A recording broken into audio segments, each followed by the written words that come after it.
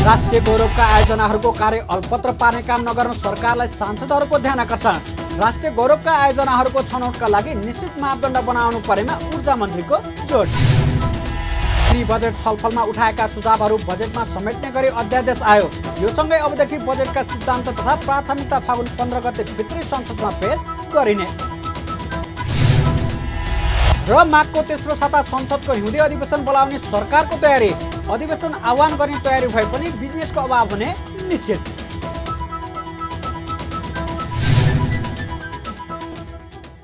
नमस्कार, कारोबार समाचारमा स्वागत छ। अब समाचार विस्तारमा। ऊर्जा, जलस्रोत तथा सिँचाइ मन्त्री शक्तिबहादुर बस्नेतले राष्ट्रिय गौरवको आयोजनाहरूको छनौटका लागि निश्चित मापदण्ड बनाउनु परेमा जोड दिनुभएको छ। राष्ट्रिय गौरवको आयोजनाहरूको कार्य प्रगति लक्ष्य अनुसार अघि बढ्न नसकिरहेका बेला ऊर्जा मन्त्री बस्नेतले निश्चित मापदण्ड तय गरेर मात्रै त्यस्ता आयोजनाहरूको छनौट गर्न उपयुक्त हुने धारणा राख्नुभएको हो। शुक्रबार राष्ट्रिय सभा अन्तर्गतको राष्ट्रिय सरोकार तथा समन्वय समितिको बैठकमा उहाँले राष्ट्रिय गौरवका आयोजनाहरूको समग्र पक्षमा नै पुनर्विचार गर्नुपर्ने बेला आएको बताउनुभयो। मन्त्री बस्नेतले राष्ट्रिय गौरवका आयोजना प्रमुखहरूलाई सरुवा गर्ने सरकारको कुनै मनाशय नरहेको भन्दै विशेष परिस्थिति बाहेक राष्ट्रिय गौरव आयोजना प्रमुखलाई सरुवा गर्ने मन्त्रालयको स्पिरिट नभएको मन्त्री बस्नेतले स्पष्टीकरण दिनुभयो। उहाँले राष्ट्रिय गौरवका आयोजनाहरूका प्रमुखहरूले सरुवा माग्दा पनि आफूले त्यही बसेर काम गर्न अनुरोध गर्ने गरेको समेत बताउनुभयो। राष्ट्रिय गौरवका आयोजनाहरू भनिसकेपछि त्यसको निम्ति त्यसको व्यवस्थापनको कानुनी व्यवस्था अलिक विशिष्ट रूपमा हुनुपर्ने हो कि भन्ने कुरा सिद्धान्त त यो ठिकै कुरा हो। तर त्यसो गर्नको लागि राष्ट्रिय गौरवका आयोजनाहरूको छनौट पहिचान गर्ने कुरामा एउटा निश्चित मापदण्ड सहित यो प्रसङ्गमा फेरि अलिक होलिस्टिक अप्रोचमा नै छलफल गर्दा उपयुक्त नै हुन्छ जस्तो लाग्छ। यो त्यो रूपमा अलिकति समग्रमै एकपटक फेरि रिभ्यू गर्ने छलफल गर्ने समय चाहिँ आएकै जस्तो पनि लाग्छ र त्यो ढङ्गले छलफल हुनु सान्दर्भिक नै हुन्छ भन्ने मलाई लाग्दछ। राष्ट्रिय गौरवका आयोजनाहरूमा अझ हामी त साथीहरूलाई 6 महिना त्यही पढिदिएर काम गरिदिनुहोस् भनेर नै उहाँहरू 2 वर्ष पुगेकालाई अथवा नपुगेका पनि हामीलाई सर्व माग्न आइरहेका साथीहरूलाई 6 महिना बसेर काम गरिदिनु न भनेर हामी चाहिँ अनुरोधै गरिरहेका छौँ। त्यसैले हाम्रो अहिले स्पिरिट कति 2 वर्षभन्दा अगाडि कोही पनि आयोजना प्रमुखहरूलाई चेन्ज गर्ने यो उसको राष्ट्रिय गौरवका आयोजनाहरूमा मन्त्रालयको विभागको स्पिरिट हुँदैन र विशेष परिस्थिति नभइकन हामीले बदल्ने अवस्था हुँदैन। बैठकमा समितिका सदस्यहरूले भने राष्ट्रिय गौरवका आयोजनाहरूको कामलाई महत्त्व नदिएको भन्दै सरकारको आलोचना गरेका छन्। प्रमुख प्रतिपक्ष दल नेकपा एमालेकी सांसद इन्दु कटेरियाले राष्ट्रिय गौरवको भनेर घोषणा गरिएका आयोजनाहरूको काम अल्पत्र पार्ने काम नगर्न सरकारलाई सचेत गराउनुभयो। अब राष्ट्रिय गौरवको आयोजना कस्तोलाई भन्ने कुरा आयो कि मैले त्यो महसुस गरेँ। राष्ट्रिय गौरवको आयोजना भनेछ सुरु गरेछ वर्षौँसम्म अल्पत्र अवस्थामा परिरहेको छ। वर्षौँसम्म राष्ट्रिय गौरवको आयोजना बन्दैन। राष्ट्रिय गौरवको आयोजनालाई बढी महत्त्व दिएर समयमै सक्ने काम होस् भन्न मैले चाहेँ। र अर्को राष्ट्रिय गौरवको आयोजना भनेर घोषणा गरेको छ अनि सुरु नै हुँदैन। जस्तै राष्ट्रिय गौरवको आयोजना भनेर घोषणा गरेको पश्चिम सेती आज 30-32 वर्ष भइसक्यो। अब आज सुरु भयो कि यो उसमा सुरु भयो कि मलाई थाहा छैन। तर अहिलेसम्म पनि राष्ट्रिय गौरवको आयोजना भनेर घोषणा गर्ने अनि राष्ट्रिय गौरवको आयोजना सुरु नै नगर्ने यो अवस्था चाहिँ नआओस्। यता सत्तारूढ नेकपा माओवादी केन्द्रका सांसद गोपीबहादुर सार्की अछामीले राष्ट्रिय गौरवको आयोजनाहरूलाई समयमै सम्पन्न हुने गरी स्रोत साधन र जनशक्ति परिचालनमा ध्यान दिन सरकारको गम्भीर ध्यानाकर्षण गराउनुभयो। उहाँले देशलाई समृद्धि बनाउने भन्दा पनि कमजोर पार्ने गरी राष्ट्रिय गौरवको आयोजनाहरू अघि बढाइएको जिकिर गर्दै सरकारप्रति आक्रोश समेत व्यक्त गर्नुभयो। आयोजनाहरू चाँडै सम्पन्न गर्नको निम्ति खास एउटा राष्ट्रिय गौरवको भनिसकेपछि सबै त्यहाँ ध्यान केन्द्रित गर्ने, स्रोत साधन समय जनशक्ति त्यहाँ केन्द्रित गर्ने। दोस्रो कुरा चाहिँ रूपान्तरणकारी योजनाहरूमा चाहिँ हामीले फोकस गर्ने। अब हाम्रो बजेट बन्दाखेरि पनि के छ भने पहुँचको आधारमा, पावरको आधारमा, नेताहरूको चाहिँ इच्छाको आधारमा आवश्यकतालाई केन्द्रित गरेर छलफल गर्ने भन्दाखेरि पनि पहुँचलाई आधार मानेर चाहिँ छलफल गर्ने हुँदाखेरि चाहिँ यी राष्ट्रिय गौरवका आयोजनाहरूको चाहिँ अवधि लम्बिने, स्रोत साधन चाहिँ त्यहाँ नपुग्ने, के अरे बजेटको स्रोतको सुनिश्चितता चाहिँ नहुने र अरू थुप्रै समस्याहरू पनि आउने र त्यतातिर मान्छेहरूको चाहिँ ध्यानै नजाने भएको कारणले गर्दाखेरि पनि यो समस्या भइरहेछ कि हामीले नीतिगत रूपमा हल गर्नुपर्ने बजेटको क्षेत्रमा, स्रोत सुनिश्चितताको क्षेत्रमा, जनशक्तिको क्षेत्रमा हामीले हेर्नुपर्ने के कुरा हुन्छ यसलाई अलिक गम्भीरतापूर्वक फेरि सरकारले अहिले प्रधानमन्त्री आफैले इनिसिएसन लिएर बजेट बनाउने पोलिसीको बारेमा पनि र फेरि राष्ट्रिय गौरवका खास आयोजनाको बारेमा चाहिँ के अरे अलिक यो सरकार पनि चाहिँ गम्भीरै भएको मैले महसुस पनि गरेको छु। बैठकमा सांसदहरूले राष्ट्रिय गौरवको आयोजनाहरूमा बजेटको अभाव हुन नदिन पनि सरकारलाई सुझाव दिनुभयो। विज्ञहरूले जलवायु परिवर्तनको क्षति न्यूनीकरणका लागि प्रकृतिमा आधारित समाधानमा जान जोड दिएका छन्। शुक्रबार ललितपुरमा आयोजित जलवायु परिवर्तनको क्षति न्यूनीकरणका लागि प्रकृतिमा आधारित समाधान राष्ट्रिय स्तरको गोष्ठीमा बोल्दै विज्ञहरूले यस्तो धारणा राखेका हुन्। उनीहरूले नेपालले पनि जलवायु जन्य विपद न्यूनीकरणका लागि प्रकृतिमा आधारित समाधानको योजना बनाउन आवश्यक रहेको बताए।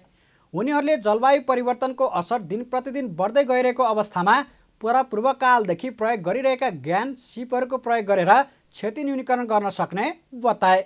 उनीहरूले प्रकृतिमा भएको स्रोतहरूको प्रयोगबाट पनि क्षति कम गर्न सकिने पनि बताए। विज्ञहरूले जलवायु परिवर्तनको असर न्यूनीकरणका लागि सरकारले बनाएको नीति नियमहरूको कार्यान्वयन हुन नसकेको समेत गुनासो गरेका छन्। पोलिसीको हिसाबले हेर्ने भने कतिपय पोलिसीहरू इन्डिपेन्डेन्ट आइसोलेटेड जस्तो छ।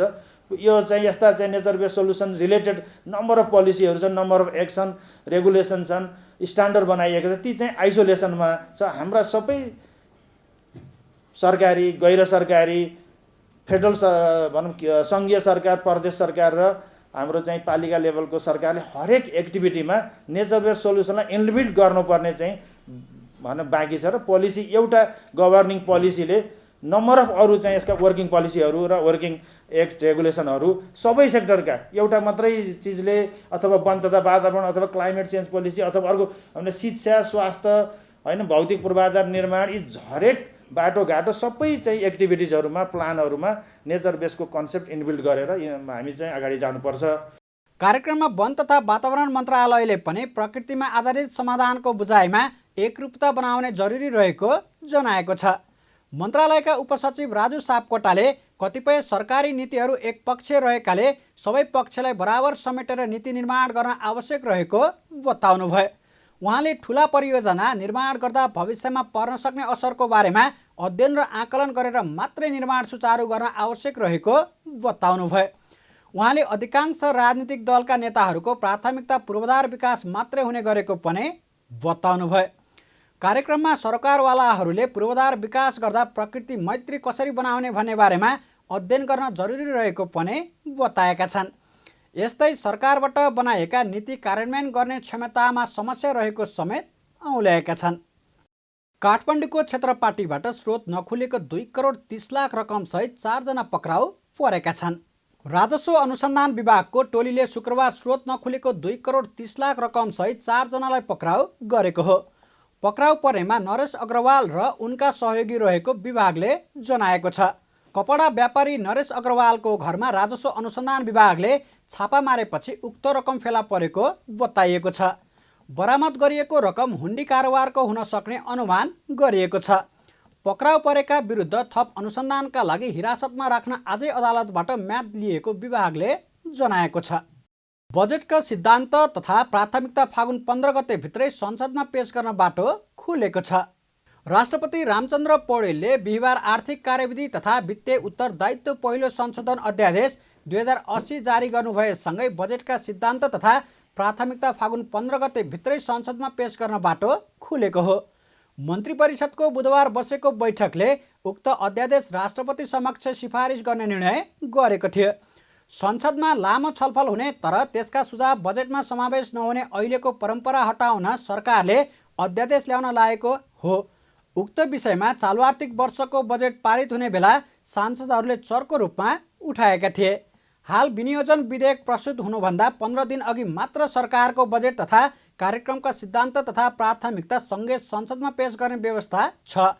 यस्तै अध्यादेशमा स्रोत समिति बैठक माघ मसान्त भित्रै बसे बजेटको सिलिङ तय गर्ने र फागुन पहिलो साता राष्ट्रिय योजना आयोगले मन्त्रालयहरूलाई मन्त्रालयगत सिलिङ पठाइसक्नुपर्ने व्यवस्था पनि गरेको छ। साथै ऐन संशोधन गर्दै राजस्व र व्यय अनुमान पेश गर्नुभन्दा 7 दिन अगाडि आर्थिक सर्वेक्षण सङ्घीय संसदमा पेश गर्नुपर्ने व्यवस्था पनि गरेको छ। यसअनुसार अब जेठ 8मै आर्थिक सर्वेक्षण संसद पेश गर्नुपर्ने भएको छ। यस्तै आर्थिक कार्यविधि तथा वित्तीय उत्तरदायित्व ऐनको दफा 65मा उल्लेखित नियम, कार्यविधि वा निर्देशिका बनाउने अधिकारमा संशोधन गरिएको छ। दफा 65(2) मा महालेखा नियन्त्रक कार्यालयले प्राविधिक मार्गदर्शन, कार्यविधि निर्देशिका तथा दिग्दर्शन बनाउन सक्नेछ भने व्यवस्था रहेकामा त्यसलाई संशोधन गरी अर्थ मन्त्रालय र महालेखा नियन्त्रक कार्यालयले उक्त काम गर्नुपर्ने व्यवस्था गरिएको छ। सरकारले नेपाल धितोपत्र बोर्डको अध्यक्ष नियुक्तिका लागि नाम सिफारिस गर्न समिति गठन गरिएको छ। मन्त्री परिषद बैठकले राष्ट्रिय योजना आयोगका उपाध्यक्ष डाक्टर मिनबहादुर श्रेष्ठको संयोजकत्वमा 3 सदस्यीय सिफारिस समिति गठन गरेको हो। समितिको सदस्यमा अर्थ मन्त्रालयका सचिव डाक्टर कृष्णहरि पुष्कर र विज्ञ सल्लाहकारका रूपमा शङ्करदेव क्याम्पसका प्राध्यापक उदय निरौला रहेका छन्। तत्कालीन अध्यक्ष रमेश हमालको गत पुस 20 गते पदावधि सकिएपछि धितोपत्र बोर्ड अध्यक्षविहीन बनेको छ। अब समितिले अध्यक्ष छनौट सम्बन्धी कार्यविधि बनाई विज्ञापन आह्वान गर्नेछ। सबै प्रक्रिया पुर्याएर 3 जनाको नाम मन्त्री परिषदमा लैजानेछ। सरकारले सङ्घीय संसदको आगामी अधिवेशन आह्वान गर्ने तयारी गरे पनि बिजनेसको अभाव हुने देखिएको छ। सङ्घीय संसदको यसअघि सम्पन्न बर्खे अधिवेशन यता प्रतिनिधि सभामा निर्माण व्यवसायसँग सम्बन्धित एउटा मात्रै विधेयक दर्ता भएसँगै आगामी हिउँदे अधिवेशनमा बिजनेसको कमी हुने देखिएको हो। राष्ट्रिय सभामा भने हालसम्म कुनै पनि नयाँ विधेयक दर्ता भएको छैन। सङ्घीय संसद सचिवालयका प्रवक्ता एकराम गिरीले हाल प्रतिनिधि सभामा विद्युतीय व्यापार विधेयक, राष्ट्रिय मर्यादासँग सम्बन्धित विधेयक र सम्पत्ति शुद्धिकरणसँग सम्बन्धित विधेयक गरेर 3वटा मात्रै विधेयक अगाडि बढ्न सक्ने अवस्थामा रहेको बताउनुभयो। त्यसैगरी राष्ट्रिय सभामा पनि विधायन सम्बन्धी विधेयक 2080, शहीद दशरथ चन्द स्वास्थ्य विज्ञान विश्वविद्यालय सम्बन्धी विधेयक समितिहरूमा विचाराधीन अवस्थामा रहेको र अध्यागमन विधेयक राष्ट्रिय सभामा नै विचाराधीन अवस्थामा रहेको बताउनुभयो। उहाँका अनुसार नयाँ विधेयकहरू दर्ता नभएका कारण अबको संसदको हिउँदे अधिवेशनमा पनि बिजनेसको अभाव हुने देखिन्छ। खास गरी विधायन सम्बन्धी विधेयक 2080 अनि शहीद दशरथ चन्द्र स्वास्थ्य विज्ञान विश्वविद्यालय सम्बन्धी विधेयक यो चाहिँ राष्ट्रिय सभाको समितिमा विचाराधीन छ र चाहिँ अध्यागमन विधेयक चाहिँ राष्ट्रिय सभामा नै विचाराधीन रहेको अवस्था छ। कार्यभार चाहिँ यही नै हो र चाहिँ राष्ट्रिय सभामा अधिवेशन अन्त भइसके पछाडि कुनै नयाँ विधेयकहरू दर्ता भएको छैनन्। अब प्रतिनिधि सभाको हकमा अब बिजनेस के छ भन्ने सन्दर्भमा अधिवेशन प्रारम्भ भइसके पछाडि राष्ट्रिय सभाबाट 2टा विधेयकहरू चाहिँ सन्देशसहित प्रतिनिधि सभालाई प्राप्त भएका छन्। यो विद्युतीय व्यापार विधेयक र राष्ट्रिय मर्यादासँग सम्बन्धित विधेयक सन्देश प्राप्त भएर बसेको अवस्था छ भने सम्पत्ति शुद्धिकरणसँग सम्बन्धित विधेयक चाहिँ समितिको प्रतिवेदन अघिल्लो अधिवेशनमा असोज 25 गतेको बैठकमा चाहिँ त्यो सदनमा पेश भएर बसेको अवस्था छ। यसरी हेर्दा तत्कालै अगाडि बढ्न सक्ने भनेको चाहिँ यिनै 3टा विधेयकहरू प्रतिनिधि सभामा हुन्। अब अन्य विधेयकहरू जो समितिमा विचाराधीन छन् ती विधेयकहरूले पनि अब शीघ्र समितिले प्रतिवेदन पेश गरेको अवस्थामा चाहिँ सभाले चाहिँ कानुन निर्माणको बिजनेस प्राप्त गर्छ नै र जहाँसम्म प्रतिनिधि सभामा अब अधिवेशन अन्त भइसके पछाडि प्रतिनिधि सभातर्फ कति विधेयक दर्ता भए, नयाँ के भयो कि भन्ने सन्दर्भमा चाहिँ यो निर्माण व्यवसायसँग सम्बन्धित एउटा विधेयक चाहिँ दर्ता भएको छ। त्यसपछि त्यो बाहेक चाहिँ नयाँ विधेयकहरू दर्ता भएको अवस्था छैन। यसअघिको वर्षीय अधिवेशनमा पनि सरकारले संसदमा बिजनेस नदिएको भन्दै सांसदहरूले नै असन्तुष्टि व्यक्त गरेका थिए। प्रवक्ता गिरीले प्रतिनिधि सभाका विभिन्न समितिहरूमा 12वटा विधेयकहरू रहेको र त्यसले आफ्नो प्रतिवेदनहरू छिटो बुझाएको अवस्थामा ती विधेयकहरू पनि कानुन बन्ने प्रक्रियामा जाने बताउनुभयो। उहाँले संसदमा जनताको आवाजहरूलाई उठाउने विषय पनि संसदको बिजनेस हुने बताउनुभयो।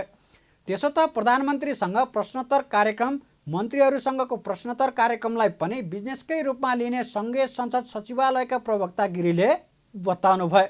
अहिले समितिमा विधेयकहरू छन्, कतिपय विधेयकहरू छलफलको क्रममा छन्। अब शीघ्र निष्कर्षमा पुगेर प्रतिवेदन आएको सन्दर्भमा ती विधेयकहरू अगाडि बढ्ने नै छन्।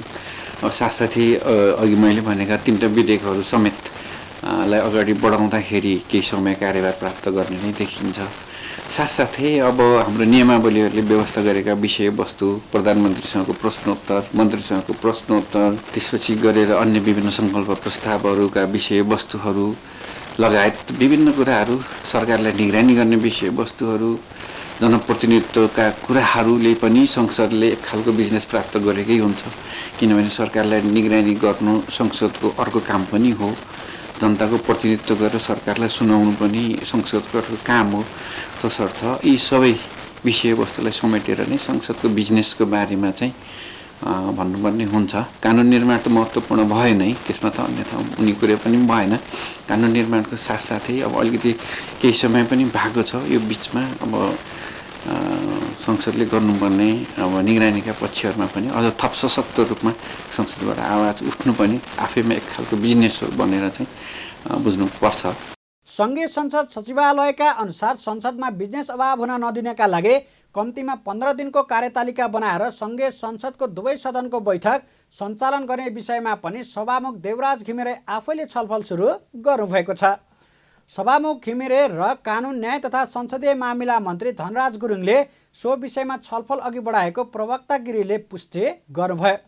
उहाँले संसदीय समितिहरूलाई पनि बैठकको कार्यसूची निर्धारण गर्ने स्वायत्त अधिकार भएकाले त्यसमा बिजनेसको अभाव हुन अवस्था नदिने जिकिर समेत गर्नुभयो।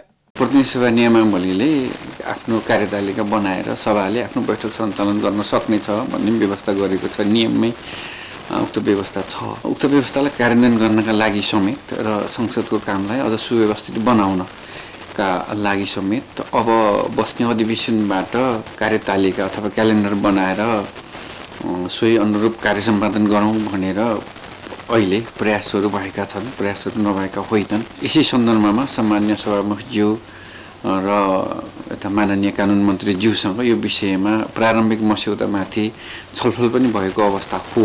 सकेसम्म कार्यतालिका बनाएर नै सकिन्छ भने महिनाभरको अब नसक्दा पनि कमसेकम पाक्षिक रूपमा 15 दिनको कार्यतालिका बनाएर अगाडि बढौँ कार्यतालिका बमोजिमै सदनको बैठकहरू सभाका बैठकहरू सञ्चालन गरौँ भनेर अहिले प्रयासरत भएको अवस्था हो। निश्चय नै संसदीय समितिहरूलाई मिनी पार्लियामेन्टको रूपमा पनि बुझिन्छ।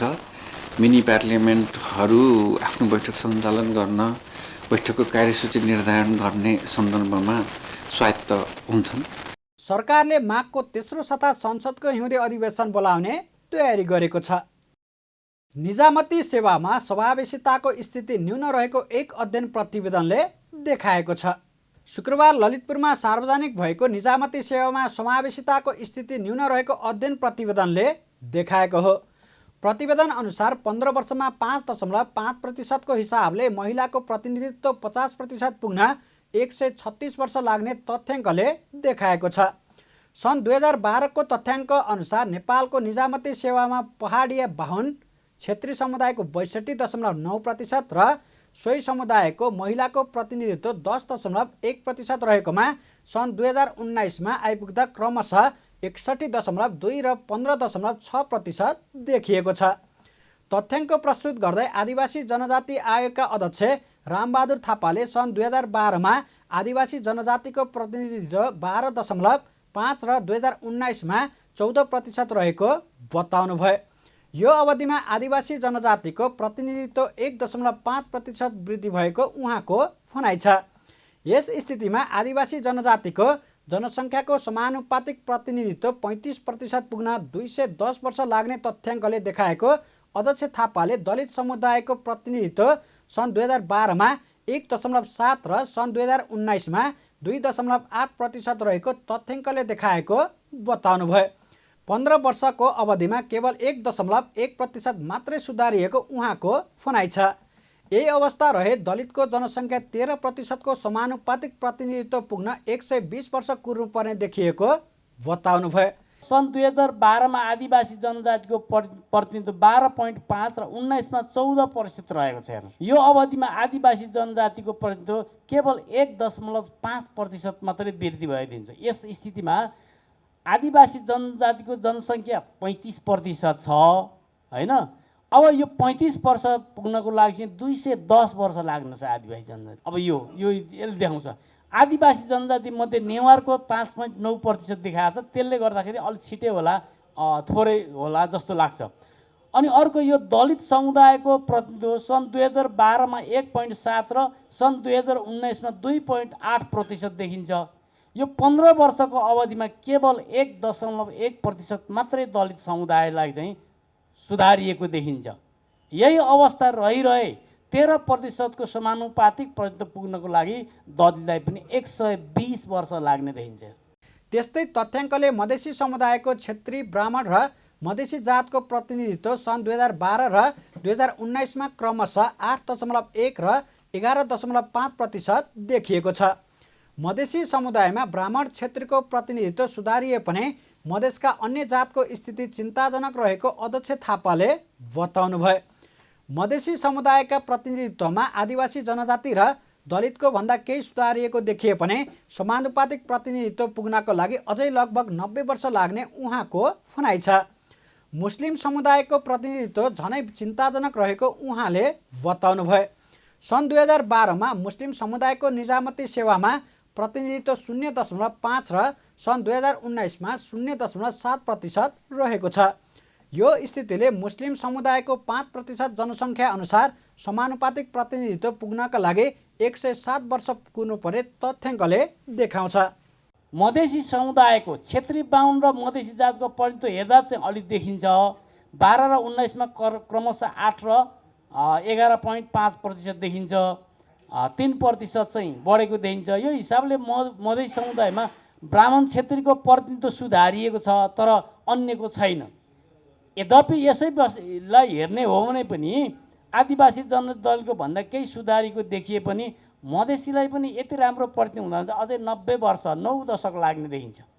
यो तथ्याङ्कले त्यसो हुन्छ। यी किनारकी समुदाय मध्ये मुस्लिम समुदायको प्रतिनिधित्व झनै दर्दनाक छ। सन् 2012मा मुस्लिम समुदायको निजामती सेवामा 0.5 र 19मा 0.7 0.2% मात्रै बढेको छ।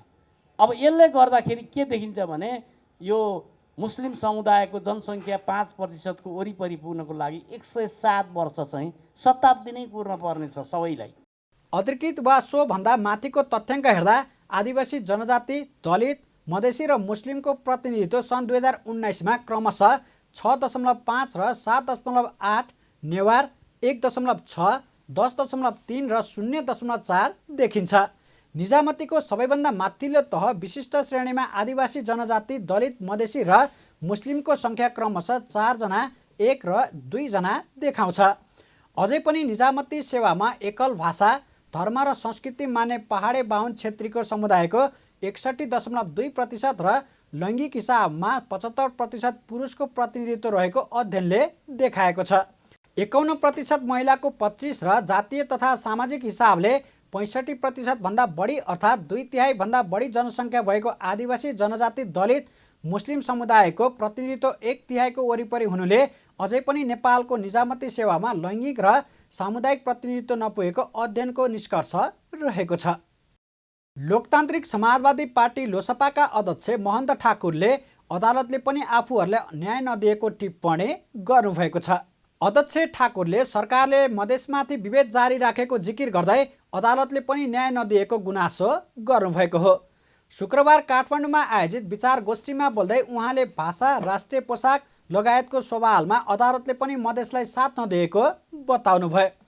उहाँले सबैभन्दा बढी जनसङ्ख्या भएको मधेस प्रदेशमा कम बजेट दिने काम समेत भएको भन्दै मधेसमाथि भएको विभेदको विरुद्ध फेरि सङ्घर्ष चर्काउनु पर्ने बेला आएको बताउनुभयो। अध्यक्ष ठाकुरले समग्र मधेसीवासीको प्रतिनिधित्व मधेस प्रदेशले मात्रै गर्न नसक्ने भएकाले उनीहरूको हितका लागि पनि आफूहरूले सङ्घर्ष गर्नुपर्ने अवस्था रहेको तर्क गर्नुभयो। थोर बहुत त्यसले राहत दिएको छ, तर पूर्ण रूपमा चाहिँ त्यहाँ पनि विभेदको नि सामना चाहे जुनसुकै उसमा होस्। आज हेर्नु कति हाम्रो यो सबैभन्दा बढी जनसङ्ख्या भएको हाम्रो प्रदेश हो मध्य प्रदेश, तर मध्य प्रदेशको बजेट सबैभन्दा कम छ। यहाँ उपनिवेश शब्दको कुरा आयो, त उपनिवेशको आफ्नो बोली हुँदैन, आफ्नो भाषा हुँदैन, उसको संस्कृति हुँदैन। मास्टरको बोली, भाषा, संस्कृति नै उसको हुन्छ। त्यो हामी अहिले पनि भोगिरहने राखेका छौँ, जो मैले अहिले भने। र उसको विषय हाम्रो जुन सङ्घर्ष छ त्यो दुनियाँमा संसारले त्यसलाई चाहिँ आन्तरिक देशको आन्तरिक मामला भनेर त्यहाँ पनि हामी विश्वबाट पनि उपेक्षित भइराखेका छौँ। लोसपा अध्यक्ष ठाकुरले बहुजातीय मुलुकमा कुनै खास पोसाकलाई राष्ट्रिय मान्यता दिने कुरा उपयुक्त नहुने धारणा समेत राख्नुभयो। कारोबार समाचारमा अब सुन चाँदी र विदेशी विनिमय दर सम्बन्धी जानकारी।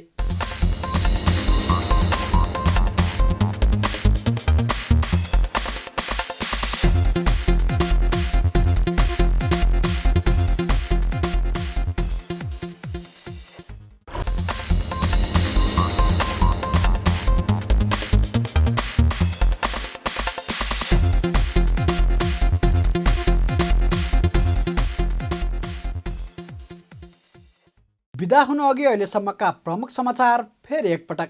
राष्ट्रिय गौरवका आयोजनाहरूको कार्य अल्पत्र पार्ने काम नगर्नु सरकारलाई सांसदहरूको ध्यान आकर्षण। राष्ट्रिय गौरवका आयोजनाहरूको छनौटका लागि निश्चित मापदण्ड बनाउनु परेमा ऊर्जा मन्त्रीको जोड।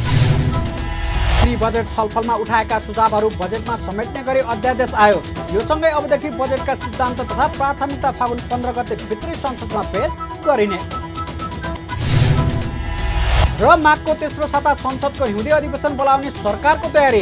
अधिवेशन आह्वान गर्ने तयारी भए पनि बिजनेसको अभाव हुने निश्चित।